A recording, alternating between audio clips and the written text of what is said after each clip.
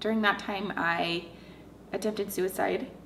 I cut off all my hair and took some 200 pills from the cabinet, just aspirins or just random. Yeah, just pills. I think I had read about that in a book as well. It was scream for help. I did not actually want to die. I needed things to stop. I needed a break, and obviously with meth, things are going. And they don't ever stop. Yeah, I needed things to stop, and so that was my way of saying halt. And but yeah, so I took them and I cut all my hair off, and I called my brother.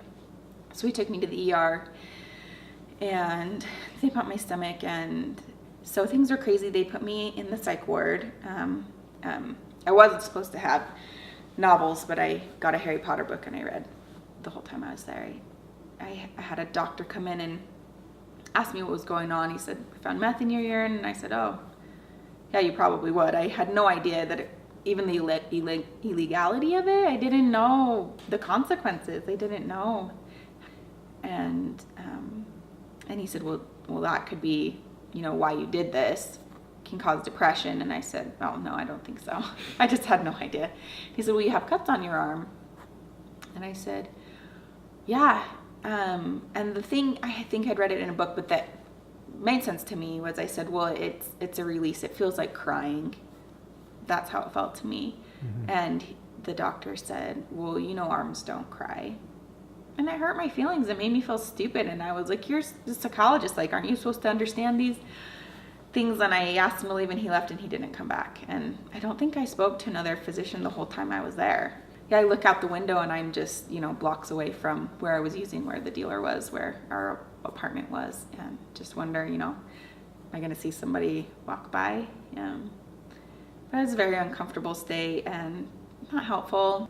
Maybe that was when we started trying antidepressants. Must have been, yeah. So we tried a few antidepressants, and I kept using drugs, so who knows what that did. And I just said it didn't help. And then I got really sick of the meth. I had extreme highs and extreme lows. I think I got higher and lower than anybody that I knew. And the lows were very difficult to deal with. Started getting frustrated and upset and just scared and just, what am I doing? And so then somebody said, "We'll try heroin."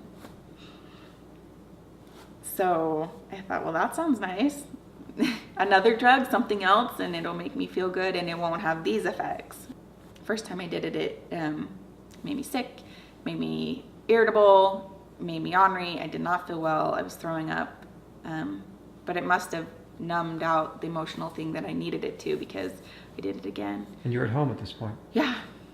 And who's paying for it now? I was, I worked at the dollar store. Same thing. And the Quiznos, and I was a waitress, and so I had enough money here and there. Food paid for, rent paid for, but you were working for drugs. Yeah, and whatever whim, clothes or... And I mean, at this point, I really didn't consider myself like a drug addict, or it wasn't like an everyday thing. It wasn't like I was like addicted. It was like, whenever the people with the car came around, or, the opportunity arose, I jumped on it and I wanted it, but I wasn't like an all day, everyday thing at this point. But, yeah, that didn't last all that long either. I had a boyfriend who overdosed in my parents' basement. He survived. My mom, thank God, really, she slept through it. So it was late at night, middle of the night, whatever. But my dad heard me screaming